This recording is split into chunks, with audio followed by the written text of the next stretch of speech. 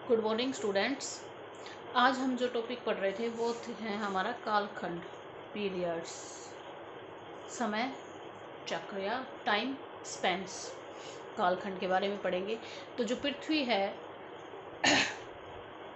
उसको अध्ययन की सुविधा के अनुसार पृथ्वी को आपके अलग अलग भागों में बांटा गया है। काल जो खंड है उसको जैसे सबसे पहले इयोन्स होते हैं, फिर आपके इरा होते हैं, फिर आपके पीरियड्स होते हैं, फिर आपके इपोज होते हैं।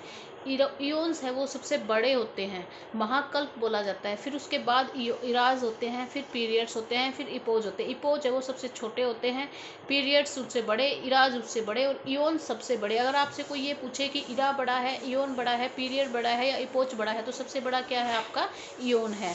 तो पृथ्वी के जो इयोन है, जो महाकल्प है, वो आपके ओनली दो हैं, जो आते हैं आपका प्रोटोजोइक और फेनेरोजोइक। दो आपके महाकल्प होते हैं। कौन कौन से आपके?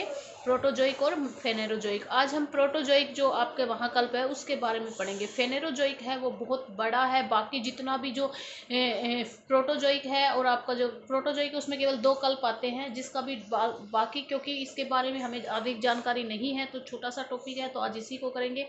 और फेनेरोजोइक है उसमें आपके इराज भी आएंगे, पीरियड्स भी आएंगे और रिपोज भी आएंगे। वो जो बड़ा टॉपिक है, पूरा जो लेसन है वो सिर्फ इसी पर टिका हुआ है। तो आप जो फेनेरोजोइक है वो इम्पोर्टेंट है लेकिन छोटा सा है, तो आज इसके बारे में देखेंगे। सॉरी, प्रोटोजोइक। प्रोटोजोइक क्या है? ये आपका इयोन्स है, तो इसको हम क्या लिखेंगे? महाकल्प। प्रोटोजोइक महाकल्प। देखो, दो महाकल्पों में से आपका जो भूगर्भिक इतिहास का सबसे लंबा और सबसे प्राचीन जो ज्ञात महाकल्प है वो आपका प्रोटोजोइक है। यानी कि हमें हमें पता है पृथ्वी पर दो महाकल्प हुए थे, एक तो प्रोटोजोइक, एक फेनरोजोइक। बाकी पीरियड्स बहुत थे, आपके इराज बहुत हैं, इपोज बहुत हैं। तो उन सब को छोड़कर या उन सब में सबसे बड़ा कौन सा है? आपका प्रोटोजोइक है, जो सबसे बड़ा और आपका क्या होता है, जो हमें ज्ञात है उसमें सबसे बड़ा आपका प्रोटोजोइक जो महाकल्प है। इसको हम आद्य महाकल्प भी बोलते हैं। क्या बोला जाता है इसको? आद्य महाकल्प भी बोला जाता है।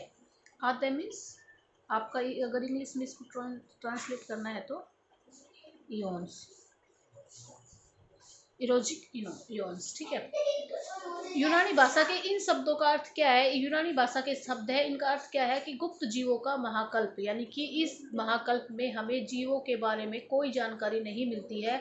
इस महाकल्प में जो पृथ्वी का अधिकांश भाग है वो गैसीय द्रव और जो तप्त अवस्था थी उसमें पाया जाता था, जिसके कारण इसके बारे में हमें जानकारी नहीं मिलती है। यह महाकल्प पृथ्वी के लगभग जन्म से 460 करोड़ वर्ष पहले आरंभ हुआ था और आज से 60 करोड़ वर्ष पहले ये समाप्त हुआ है।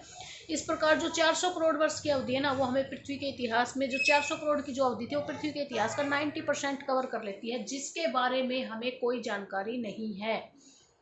जो कई विद्वान है ना, इसको क्या बोल देते हैं? आर्कियन और प्री कैम्बियन महाकल्प भी बोला जाता है। लेकिन जो आर्कियन और प्री कैम्बियन है आपका,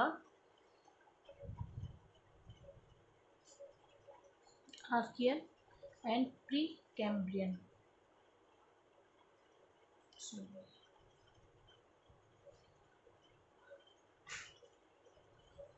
प्री कैम्ब्रियन, ये क्या है? ये आपके आपके इराज है।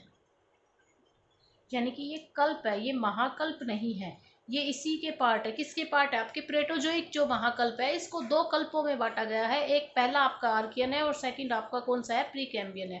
यानी कि जो आपका प्रोटोजोइक महाकल्प है उसके दो आपके पार्ट कर दिए गए। दो पार्ट मीन्स आपके इसमें प्रोटोजोइक जो आपका महाकल्प है उसमें दो कल्प आए। पहला आपका आया कौन सा? आर्कियन, और सेकंड आपका आया प्री कैम्बियन। इसमें दो कल्प आए, आर्कियन और प्रीकैम्बियन कल्प दो आ गए, ठीक है। लेकिन आपका ये जो क्या है, ये दोनों महाकल्प नहीं है, याद रखना है, कल्प है। महाकल्प कौन सा है? प्रोटोजोइक है। और कल्प कौन सा है? आर्कियन और प्रीकैम्बियन है। इसके बाद इस महाकल्प में पृथ्वी के निर्माण के बाद जब इसका शीतलन आरंभ हुआ, इसका संपीड़न आरंभ हुआ, जब क्रस्ट का निर्माण, इसमें क्रस्ट जो हमारी भूपटपटी है वो ठोस बनी और इसका विकास हुआ। इस महाकल्प में बनी जो चट्टाने हैं उसकी में जो इस महाकल्प में जो चट्टाने बनी वो सबसे आरंभिक चट्टाने हैं, सबसे पुरानी चट्टाने हैं। और यही कारण है कि ये कभी भी हमारा जो धरातल है, जो सरफेस है, ये हमेशा उसके नीचे दबी रही और हमें पृथ्वी के ऊपर ये दिखाई नहीं दी। इस महाकल्प की आपकी चट्टानें शायद ही कभी हमें भूतल पर दिखाई दी हो।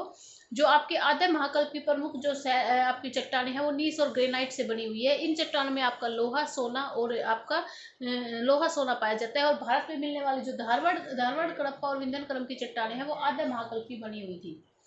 इस महाकल्प की समाप्ति में कुछ अवधि से पूर्व ही जो हलचलें हुई थी, जिसको बोला जाता है हुरेरियन हलचलें। कौन सी हलचलें हुई थी आपकी?